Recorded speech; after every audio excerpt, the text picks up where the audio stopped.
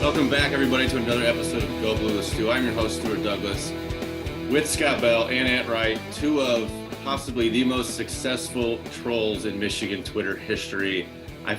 Really? You're going to dispute that? I'm not a troll. Troll. I dispute the troll, not the success. That is fair. Oh, man. That is fair. I would like to troll myself because I'm taking a lot of great schadenfreude in IU. I don't know about you guys. I've been waiting on this all year. Nobody else St. cares. Mary's is really good. St. Mary's is good. St. Mary's is really good. I know they're really good, but like I live in Indiana and everyone's like, we're gonna win. Hoosiers are gonna win, guaranteed. Yeah, it's a tough spot. It's a tough spot for the plan to. Like 12-5s can be good, but St. Mary's is criminally underrated. Yeah, I agree. That is fair. That point guard literally looks older than me, and like he's played 40 years. Like he's like this like European point guard that's played like 40 years. The bald-headed dude? Yeah, he's just calm, cool, collect, and just controls the game like a Spanish point guard. Yes. It's unbelievable. I don't know. We talk about matchups, and before we get into Michigan, we talk about matchups. I want to get your opinion. You know, every game is unique, and you don't know who you're going to play and who you're going to play well against. But like, seedings are wild to me right now. Wild. Like, I know Michigan's had their like resume issues, but if you're a favorite over a 6 seed, like, I don't know, maybe that's just the name of the game for COVID and like what Michigan went through. Maybe that's just unique, but like these seedings are crazy to me. Yeah, number next to your name means something, but so much more important is who you're matched up against. And 11-6 is one thing for Michigan and Colorado State. And Colorado State shot great, but for Michigan to get paired against, like Michigan, the team with, hey, Hunter Dickinson, this guy in the middle, to get paired against this team that is basically like the Lollipop Guild is a pretty fortunate thing for Michigan. So the seeding is one thing, but who you're matched up against is so much more important, and I think that's an underrated part of the tournament pairings. I agree. Yeah, we see it every year. Speaking of that, I feel like the whole second half, I got to catch the whole second half, and I was just screaming for post-ups for Hunter, and I did not see it, but they pulled through. I mean, Eli stepped up huge. I'm going to kind of just disregard the first half because I feel like that's Michigan's team. It's just like a tale of like runs and They didn't miss, bro. Games, but like I don't know what you guys saw in the second half, but I still feel like there's like a lot left on the plate for them to do better next game.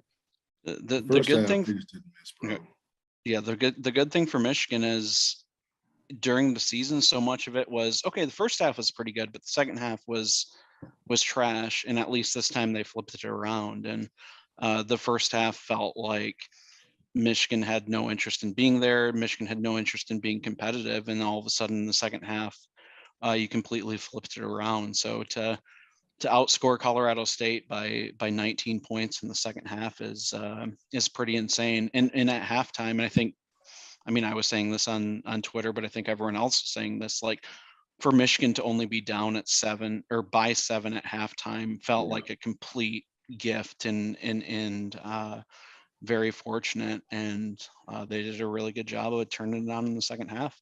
They were down more in 3-pointers made than they were in points. I don't know if I've seen that before. Dog, like the way that they ended the first half was huge too. I believe they ended it like +8. To take it from that, it was like a 15-point deficit, and it felt like they just didn't miss. And whether it was a good shot or a bad shot, like the ball just went in the basket. And they shot 23s. They shot 23s in that first half and made 8 of them.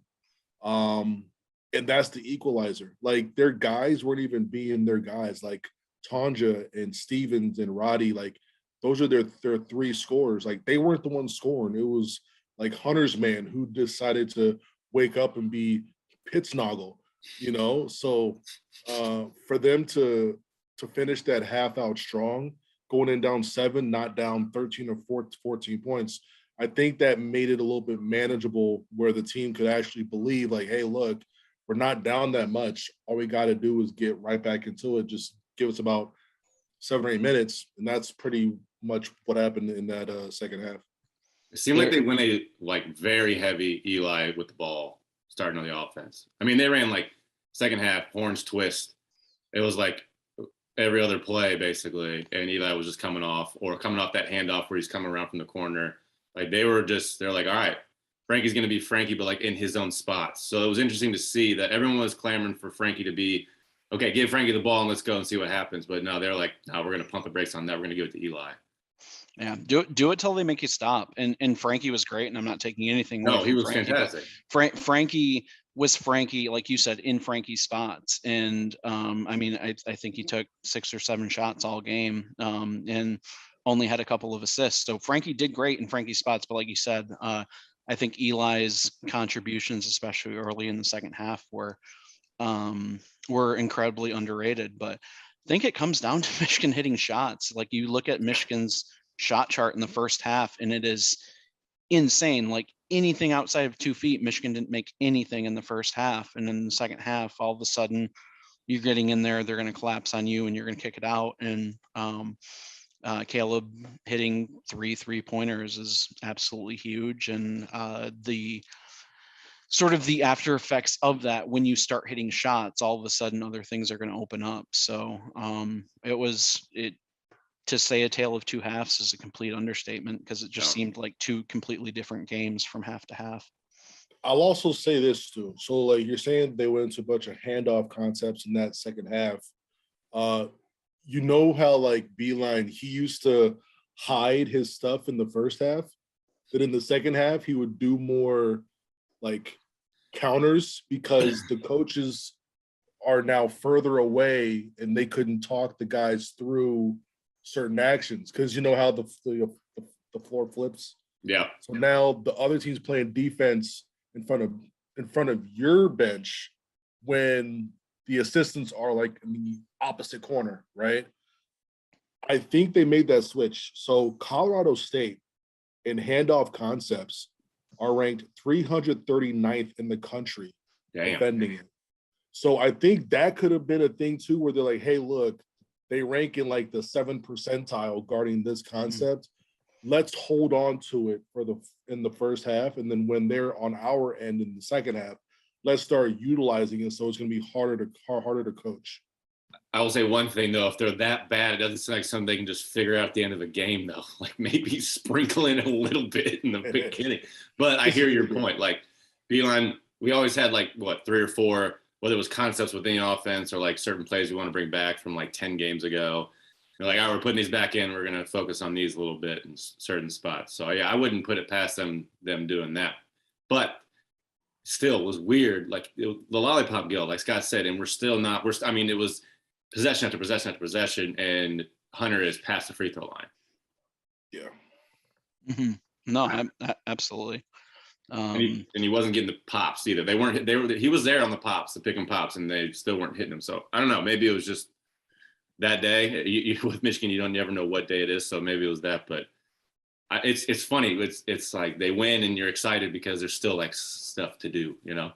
Exactly. Yeah, absolutely. I mean, Hunter, you look at when Michigan really closed that gap, or at least really started taking control. It was right before sort of that third media timeout, right before that 8-minute mark when Hunter's out, and he came in with maybe 6.5 minutes left when it was a super tight game, and that's when he got the and one down in the paint, and they were being a little more intentional with him. Diabate had that really good pass to him down in the paint, and they scored. But when it came to Michigan sort of bridging that gap from trailing to making it close to taking a little bit of a lead, it was other people on Michigan's team. And I think that's what you need. I mean, I think everyone knew Hunter was going to have a good game. This was a great matchup for him, and he performed well, but it took Caleb Houston hitting big shots. It took Eli creating some stuff off the dribble. It took other people making some things happen. And then all of a sudden, okay, when it comes to crunch time, Hunter kind of put the clamps on things and took the lead and held on to it. Yeah. I think Musa and Brandon did a really good job when Hunter was out too, especially defensively. But it's it's always interesting when there's a guy missing from the lineup, like their rotations become really, really good. Like I had no beef with any sub, any rotation in this game. I even saw 3 power forwards and I was like, you know what? Hey, let's rock with it. I like who they're going against. I like the matchups. Let's do it. That's fine. Yeah, well, that's the philosophy I played with in college. It was like maybe 6 guys. And 7 is pushing it, it's like 8 is hell no. So yeah, those you have those spots, but yeah, again, that was like Michigan just like learning on the fly. And I think I don't know. It's like it's a roller coaster, right? They're like had to learn on the fly, and then they got into like this one mode for the whole way for a while, and then they're like gotta relearn things. But you mentioned in your stream, Ant, that like people were shit talking Brandon Johns again because he gave up like a seal on Roddy or something. And you're like, hold up, no, Musa and Brandon Johns are doing a really good job on Roddy and like making it difficult. And Roddy is a good player and a good scorer. He's going to find a way to get one, Yeah. Yes. And I think like their defense was the bright spot overall. Like everything else is kind of like patched in. I don't know what you guys saw with that. Yeah, screw the offense. Defensively, they were they were all over the place, man. And I even like had to like go back and watch the second half. I clipped like really good defensive possessions. And man, Frankie did a really good job at closing out, staying in front, being physical with the smaller senior. Like he showed that he was not afraid. Kobe was out there playing good defense, especially in that second half. Brandon was playing good defense. Musa had Roddy in hell. Yeah. Eli Brooks, he had Stevens in hell. Caleb Houston, his matchup went 1 for 9. He was all over that cat. That was probably the best defensive half that I've seen probably since last year, where they were a really good defensive team. Like they were really humming on all cylinders on that end for sure. I 100,000,000% agree with that. And like heading into the game, I wasn't going to be happy with Dickinson, Roddy sort of calling it an even switch, like calling it a tie. But to get Dickinson to basically put up the same production that Roddy and Stevens, and honestly, you can probably throw Tanjay in there too. I think Dickinson had 21 points, and if you combine both Roddy and Stevens, 21. Roddy was Mountain West Player of the Year. Stevens was a second teamer. He was All-American. Roddy was All-American. Yeah, it's insane. So to get that same production from Dickinson that you get from their 2 players, like I wouldn't have loved an even trade-off with Dickinson and Roddy, but I would have been okay with it. But I'm freaking elated to take Dickinson and take that as a trade-off with their top 2 or maybe even top 3 people. So Colorado State's role players played really well and had a lot of shots, especially early on, but Michigan kind of weathered that storm. And when it came to time for stars to be stars, Michigan stars did better than Colorado State stars. Strapped them up, had them dudes in jail, bro. In jail. Like Roddy couldn't do anything. No. Couldn't do anything. Like not a damn thing. Every time. It was wild to see. Every time Colorado State player touched the ball, like if they pass it, I was like, as long as they dribble, Michigan's fine. Yep. Just put the ball on the floor. Okay, Michigan's fine. Like every time it was like they catch it, it was like you held your breath for a second. Like, please don't shoot because it might go in. Were you in my stream? I was in your stream watching silent for a lot of it. They were going through this possession, and I'm like, yo, they can't dribble, bro. They can't dribble. Just keep closing out, make them catch dribble. The guy like dribbles the ball right out of bounds. Dude, okay, let's talk about the basketball. Because first of all, Michigan came out like they didn't know how to dribble. It was like kind of like a koozie dribble. They're like, all right, don't lose it. Don't lose it. I feel like that ball, a sticky ball is harder to dribble, first of all. Yes. And those got a lot of air. Fresh. Like straight out the box. Yeah. Like it's still got residue on it, type of stuff. When you can see the grip in a picture, there's an issue. Like I should not be able to see the grip like that, bro. I saw it and like my phone just stuck to my hand, bro. The ball is so damn sticky, bro. Oh, I hate the NBA ball because it's so slick sometimes. Because their hands are like they don't need the grip. because their hands are so big. Well, people are gonna like Wilson evolution, and I say it every time. Wilson evolutions are for people with baby hands. Well, it's great when they're broken in. I still say it's the best basketball in the world. Spalding TF 1000 is the best basketball in the world. Well, the Spalding, I don't. Well, that wasn't when we played in the Big Ten tournament because that one had like bubbles in it. That was the worst one. It's been played for since like the 90s. Yeah. First of all, let's go. Like the previous NCAA basketball was the best, like probably the best basketball in college, and then they just changed it. Yeah. I don't. And it was like well colored too. It wasn't like this bright neon orange. Yeah, it's like high school. They're doing the same thing in high school here in Indiana. It's like Space Jam when they like had all the powers, like glowing basketball. Like a ball should not be that bright on my like screen, bro. No, it takes away. Okay, moving on. We got you D1 athletes talking about that. Give me the baby hand ball. That's the only way I can probably score. So dude, I'm saying send a shipment down to Texas, and that's for me. I'm same with that. Like I'm good with the baby ball. Like give me that soft leather. I'm good with it all day. No, and I get like if it's winter and my hands get dry and then they get like they're just too slick. I don't know how guys put that powder on. That's a whole other discussion. Going way too deep into basketball. Like I could talk for like literally an hour. Okay, I want to move on to Tennessee because this is a interesting matchup. It's like a mini rivalry in college basketball now. From my game, with you probably. With my game, but the Jordan, like there's a lot of trash talking after the Jordan Morgan charge, and like there's weird blood that like sits between. There's a Peyton Manning and Charles Woodson, bro. Like they still think about that. Yeah, 100%. The Philip Fulmer. There's gonna be Peyton jerseys in the stands, guaranteed. With like a Heisman like stitched on. Yeah. I don't know about you. We'll get into like total matchup. I'm interested to see what you guys think about the guards with Chandler and then Vescovi, if I'm even saying that right. What is he like? The foreign guy that just jacks it up. Well, he's like the 3 pretty much. But they got Ziegler. They have Ziegler and Chandler.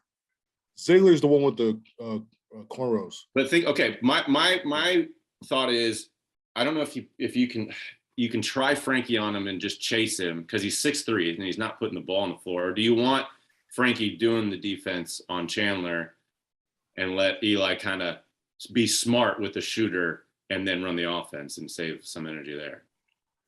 They haven't done that all year. I think you're going to have Eli on Chandler, then you're going to have Frankie or Devontae on Ziegler, and then you're going to have Caleb on Vescovi. Man, I worry about that sometimes, like because Vescovi's smart and like they can set some screens and he'll just let it fly. He doesn't care who's in front of him.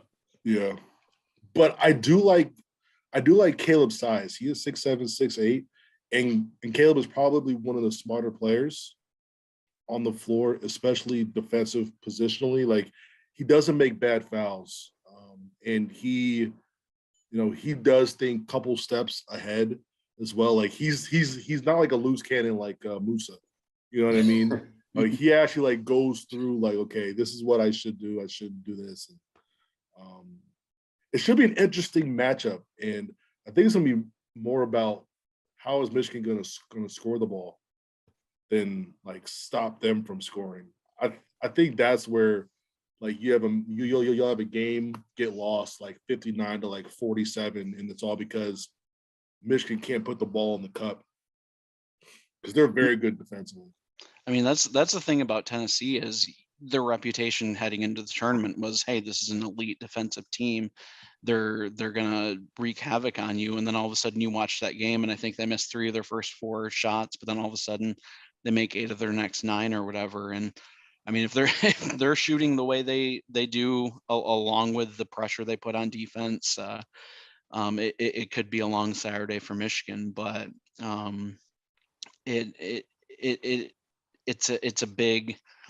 it's all about, hey, perception and what's going to happen. And yes, okay, this is a big defense, but are you going to make your shots? Are they going to be making their shots on the other side? How are they It playing? could have been a 2 seed, honestly. Yeah. Oh, absolutely. No, I did a projected bracket, and I spent a lot of time on it or whatever. And the biggest surprise I had was Duke ended up a 3 and Tennessee ended up a 2, because when you compare those two resumes, tit for tat, I mean, the only thing that Duke has in its favor over Tennessee was its name was Duke, and Tennessee's is Tennessee. Yeah. Like, I really think that they really wanted Gonzaga and Duke in the same region again. Like, they wanted that matchup again, honestly. Seems like Georgia State wasn't cooperating with that for the first 30 minutes today. But they gave them hell, dog. All of a sudden that changed. But when teams aren't afraid of Gonzaga, like, they don't do that bad. Yeah. Like, if they can get over that whole, we're playing the Zags, we're playing Drew Timme, we're playing Chet Holmgren. If they don't care about that stuff, teams give them some issues. No. How does Tennessee play? Like, are they going to bring Hunter out on ball screens, or what is their style? I can tell you now. Here, give me a second. Well, he's looking. Any team that doesn't take Hunter out is probably doing it the wrong way. I mean, that's just it. It seems like that's the best way to have success against Michigan. And I actually think Hunter did a fairly decent job closing out in having matchup specific responsibilities when Colorado State's one big that couldn't shoot wasn't there. Hunter was still staying in the paint and basically giving him that space. But in any team that's playing against Michigan, you're not going to basically have the same physical attributes that Michigan does. So you should do everything in your power to pull Hunter out. That being said, Colorado pulled Hunter out and he had 4 blocks, which is probably pretty close to a career high today. So they weren't super successful with it, but I would assume that's what Tennessee's going to want to do. So in the pick and roll, they only utilize it 8% of the time.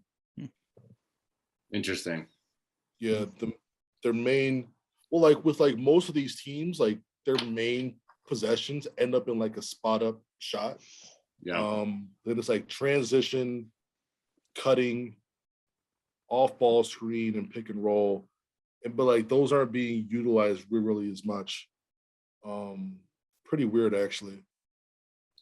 I mean, if Michigan just not turn the ball over 20 times, and said it in your stream, man, every time a 3 goes up, there's like 4 guys just going into the paint. I'm like, this ball that's not how the ball bounces. Bouncing over your head. Stop doing that. It was insane. Especially with these basketballs, you touch the rim, that sucker's going 30 feet in the air. Oh my God. Colorado State had 5-6 offensive rebounds in the first 10 minutes of the game. And I feel like someone talked to Michigan and just said, hey, stop doing that. And I think they had 2 or 3 more in the last 30. So yeah, it shouldn't, you would think that would be common knowledge for a smart, I'm obviously not super veteran, but there's veteran members of that team to pass that along and stop crashing the boards when you're shooting it from 25 feet out. I will say though, it takes a minute to ingrain in your brain. Like, you got Frankie, Musa, and Caleb out there, and it's probably going to take another year until they're like, when a shot goes up, the first thing you think of is, where is my man? And they're not. They're just like, where's the ball? And so that's like that takes a long time to change that attitude. Maybe they'll never do it. It's kind of funny because, and it's not a knock on Devontae, but like when they're like, oh, this point guard rebounds so well. And I'm like, okay, well, go watch his rebounds. He's not boxing out. He's chasing them. He's just going to go get the ball. He's just going to go get the rebound. And don't get me wrong, Devontae is a good rebounder, and he's gotten some pretty good ones in traffic. But I always, because I never got rebounds like in stats, so I was very biased in my opinion here. But I was like, count my box outs. Count how many times my man got an offensive rebound versus how many rebounds I got, and then we'll talk. And yeah, so that always bothered me. It's like that's like my biggest pet peeve, especially as a 3-point shooting team. Like, give an offensive rebound and a 3, good luck. That's a backbreaker. Absolutely. I mean, and that's the difference between watching box scores and watching the games is some people can have great stats and like you said, there's a difference between a successful box out and a successful rebound. All right, give us some more insight, Ant. What we got? All right, so 9 of the 11 play types on defense, they're in the 80th percentile or higher. Were they not? They're good in the post up. They're in the 93rd percentile, which is probably like top 30 or something like that in the country. Guarding the pick and roll, they're also very good. They're only allowing 0.631 points per possession, which is really, really good. Mm-hmm. And that's kind of what Michigan likes to do. They're good in isolation. They're good in isolation too. Like, they're good at everything that Colorado State was not good at. Yeah. Like transition, like they're solid. They're very solid. But this is a team that you would also want to run on and get points in transition. And you want to hit shots. Like those are the only two metrics I see that aren't like excellent. And everything else is just like excellent, excellent, excellent. There's a very good, but then everything is just excellent, bro. Yeah, so I don't know where you start. You start with Hunter in the post then? Yes. I think you have to challenge that a bit. They do start a guy, I believe he's 7 feet, 250 or so.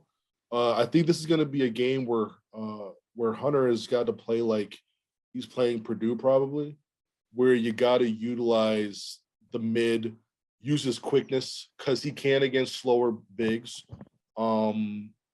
His spot up game has got to be on, and if they're going to one-on-one him, I think you have to throw the ball in the post the first couple of possessions just to see how they're going to guard him, and then from there, kind of like react to it. So like, are they going to trap on the catch?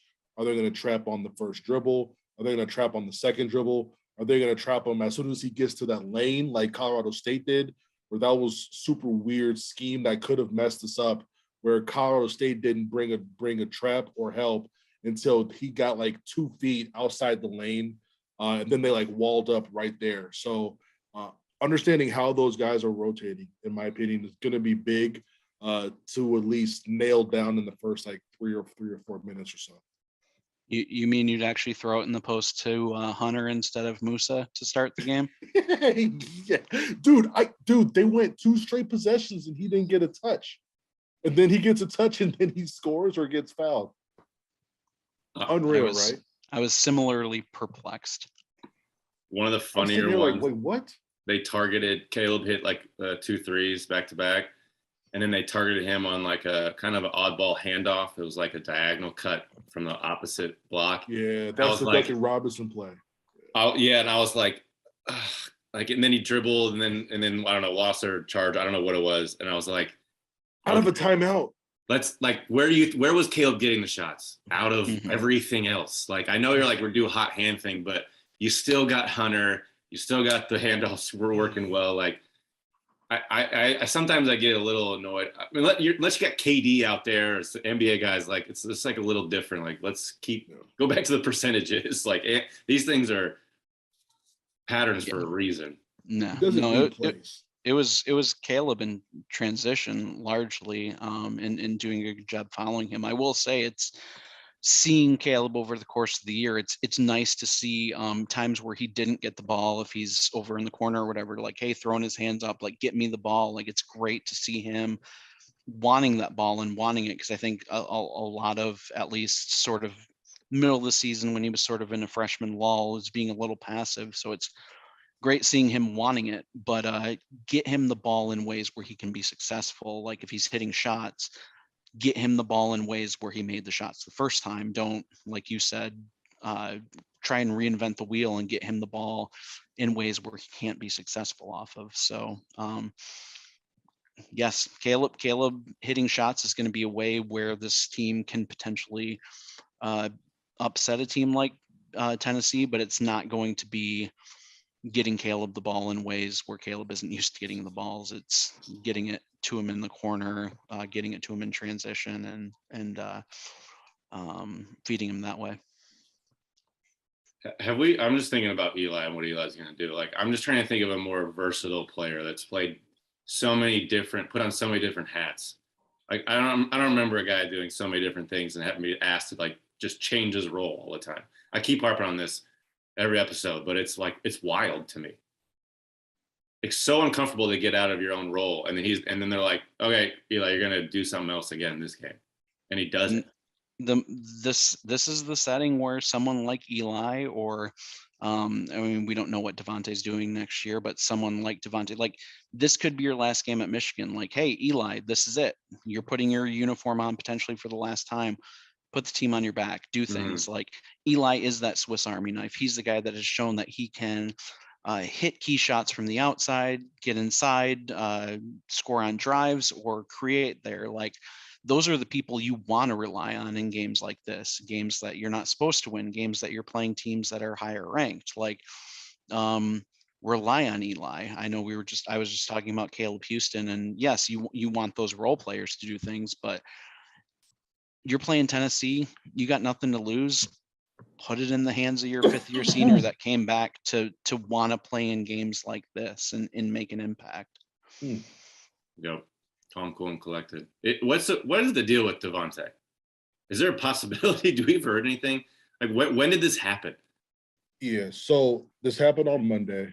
He was driving the lane and he got elbowed by Musa right in the nose. Heard he was bleeding. I was like, don't say it, Ed. You shouldn't say it. Oh, sorry. No, you're good. You're good. Elbowed by unnamed you gotta go, player. Beep. Yeah, exactly. Got elbowed by beep. Yeah. So he got elbowed in the nose, bleeding everywhere. And part of the protocol was like, they just wanted to make sure, because it's not like he got hit in the head. Like, he just got hit in the nose, but it was just bad. Yeah. So apparently he is going to head to Indiana either tonight or tomorrow morning. Interesting. That's the last I heard. And tonight meaning March 17th, or tomorrow morning meaning whenever this drops, March 18th in the morning.